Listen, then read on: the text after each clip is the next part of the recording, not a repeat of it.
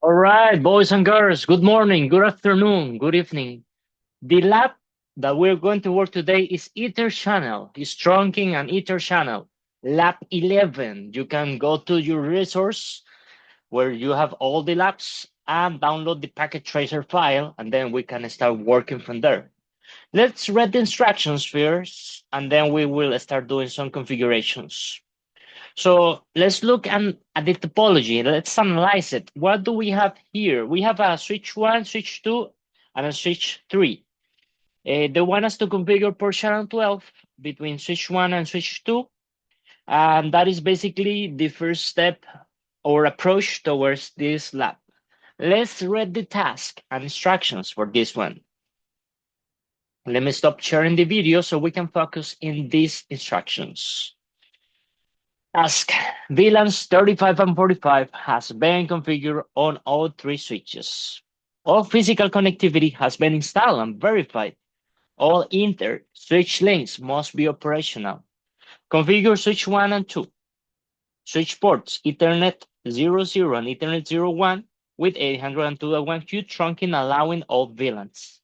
Configure inter-switch links on switch 1 Ethernet 02, switch 2 Ethernet 02, and switch 3 Ethernet 00, and Ethernet 01 to use native VLAN 35. Now remember that since we are doing this in Packet Tracer instead of Ethernet, we are going to have fast Ethernet, but it will be pretty much the same lab, 100% equal. Now configure switch 1 and switch 2, switch ports Ethernet 00 and 01 with link aggregation. Switch 1 should immediately negotiate LACP, and switch 2 must only respond to LACP requests. So let's start working in this. First thing we do, we need to go to switch 1 and start doing some configurations. So let me see if I have the packet tracer file open. I think I forgot to open it. So it take a couple of seconds for that one to load.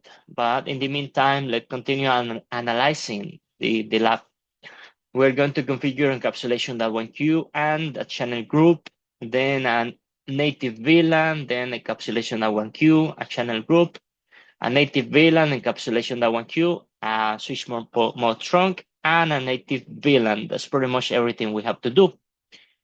We have to be careful in which specific interfaces we are going to apply these configurations. So the first task is to apply some configurations in switch 1 and 2. That is exactly what we are going to do in order to complete all of the tasks successfully. Now it is up and running. Let's just change from simulation to real time real quick. So the convergence finishes there between the devices, and let's open up the CLI for switch 1 and switch 2. Let me just add switch 2 over here. Let me just place it there and switch 1 over there. And let's even open switch 3 and leave it like in the center with the CLI. So let's go to switch 1. We're going to go to the website so we know exactly what we need to configure there. And the first thing we do is, remember, the range. Ethernet 0, 1, and 2. In this case, we are working along in switch 1, and we are configuring the encapsulation.1q for Ethernet 1 and 0, 1 and 02. So we are going to do that right now. Let me do an enable. Configure terminal, interface, range, pass Ethernet 0, 1, and 2. Okay, let's validate that. And also we have to do it for fast Ethernet 10. So maybe there is like a PC or something configured there in fast Ethernet 10. Let's double check the packet tracer. There should be a PC or something configured there. Maybe in the original topology, they stated that there is a PC or something. It's actually, okay, no, it's not a PC. It's actually part of the connectivity between the routers 1 and 2. So we are configuring this with encapsulation .1q as part of the changes that we need to do. So let's work on that right now. Let me go ahead and go back to our friend, the switch one, and start doing the changes there. First thing we do. The first thing we do is validate we are adding Ethernets 1 and 2 and Fast Ethernet 010. So let's click enter and do the switch port trunk encapsulation .1q. That's the first command. Switch port mode trunk. Okay, we have to do the switch port mode trunk so they come up. Now, let's do the following. We have to create the port channel only for, in this case, we are using Fast Ethernet 01 and 010, which represents 00 and 01 in this topology. Let's go to the packet tracer topology. We have to configure the Ether channel here. So let's work with that. Let's go ahead and do exit for now and write the following command. Interface range, Fast Ethernet 0, 1, comma, FA0, 10. Now we do the following channel, dash group, and then 12, mode active. How do we know it's channel 12? Did they give us this channel or we just make up any number? Did they tell us to do it? No, they just told us to create an Ether channel. That's pretty much it between the switches 1 and 2. They don't give us like the name that we need to give to this channel. So we can do any number for that one. We are using 12 in this case. Let me see if they are using 12 in this other simulation. They are actually using 12 as well. So let me go back to the configurations that we're adding to this device. Now we do interface FA02, and we are going to run the following. We need to do switch port trunk native VLAN, and now we need to validate what is the IP, the VLAN for the native VLAN 35. It stays here. We need to use the native VLAN 35. So we follow the instructions and add 35 over there. And hopefully later we can save these changes. We are good with switch one. Nice. We have successfully applied the encapsulation .1q, switch port mode trunk. Then we created the channel group 12 with mode active. The other one will be passive for the LACP to be created to form. And what else do we need to do now? Let me check on something. Yeah. We need to work along to configure switch 2 so we avoid these mismatches that we are getting here.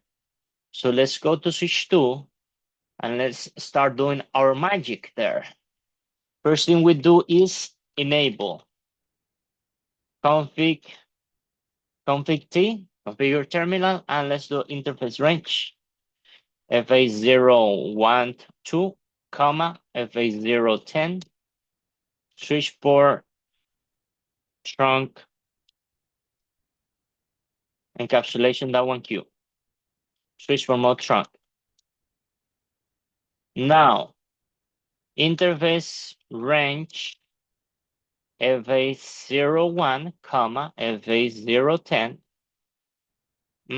We need to do the following. We have to do switch port trunk encapsulation .1q again, just to cover our backs. Oh, my mistake. It's actually channel group.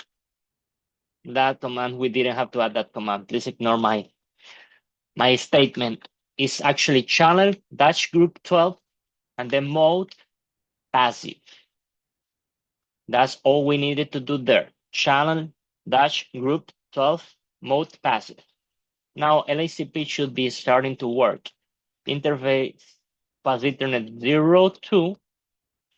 Let me just double check. And we need to do switch port trunk native VLAN 35. Remember, we're working along with native VLAN 35. And we have to configure that in Fast Ethernet 02 of the switch 2. Now, in the original topology with GNS3, we will be using Ethernet. But since we are using Packet Tracer, we are using, instead of Ethernet, Fast Ethernet. So we just configured that, the native VLAN. Are we missing something? No, that's everything for now. Let me do a write here. I'm getting a blocking on Fast Ethernet on VLAN, inconsistent local VLAN. So maybe I'm getting a mismatch there because switch 3 doesn't have that native VLAN. But we're going to fix that in a moment. So we can ignore those messages for now. We can ignore those messages for now and go to switch 3 to add those configurations that we are missing. Hopefully, once we finish with switch 3, we will stop receiving these error messages. Config T. First thing we do is interface range. And here we have Fast Ethernet 00, Ethernet 00, and 01. But instead of that, in the Packet Tracer lab, let's take a look to see what we have. We have 10, 0, 0, 10, and 0, 1. It's basically doing the same thing, connection. So let's do FA Fast Ethernet 0, 1, comma, Fast Ethernet 0, 10, and then enter. Switchboard. Mode, switchboard trunk is the first command, encapsulation that one queue. Remember, now we can do switchboard mode trunk, and that's it. They should be coming right back up in a couple of seconds. If not, they are already up. They are up, but we're getting some mismatch error due to the native VLAN that we configured in switch 1 and switch 2. We need to fix that, resolve that. We need to resolve that. In order to fix it, we type the following. Switch trunk. Let me type the complete command so we don't get any confusion. Switch port trunk native VLAN 35. Are we doing this in the correct interface? Oh, we are doing this actually in both interfaces because they are communicating to switch 2 and switch 1. And in order to avoid any error messages, we have to configure the native VLAN in both interfaces. So along the range, we stay there. We added switchboard trunk native VLAN 35, and all our problems will be resolved in a couple of seconds. Now we do a write. Hopefully I will write correctly this command, and we should be all good. Let's do a validation to confirm the Ether channel in switch 2 and switch 1. That's the only thing we need to validate there. So let's go to switch 1 and switch 2 and validate the configuration that we have just completed. You can see the messages for the consistency restored. Now that we configured the native VLAN in switch 3, we have peace in this place. Let's go ahead and do the following. Let's run show Ether channel summary. We have the LACP for channel 12, Fast Ethernet 0, 1, and 0, 10. Let's run this one. This is actually, you can see it's passive. Probably the other one will be active in switch 2. Show Ether channel summary. And you can see actually it's showing passive as well there for the P. It means, oh, it's not actually passive. It means import channel. So that P there means import channel. Let me see what does the SU mean. Do we have a meaning for SU?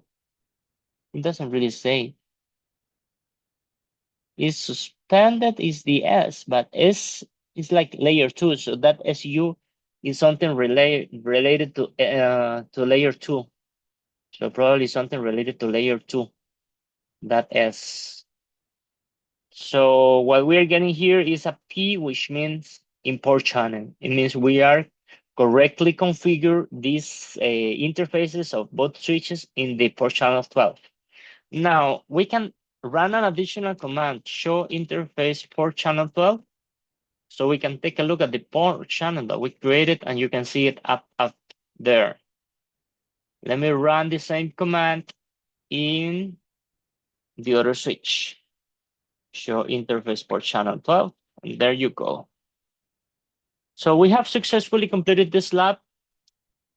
It was a little bit tedious, some of the parts, especially when you have to remember all these commands, but remember to keep on practicing as much as possible. If you can do this lab a couple of times before the exam day, it will really help you out and improve your chances of pass the exam, your opportunities to pass this exam. So for the time being, boys and girls, let me just activate the camera to give you a farewell. I have to say goodbye. Take care. I see you at the climb of success. Let's continue working on this. Goodbye. Take care.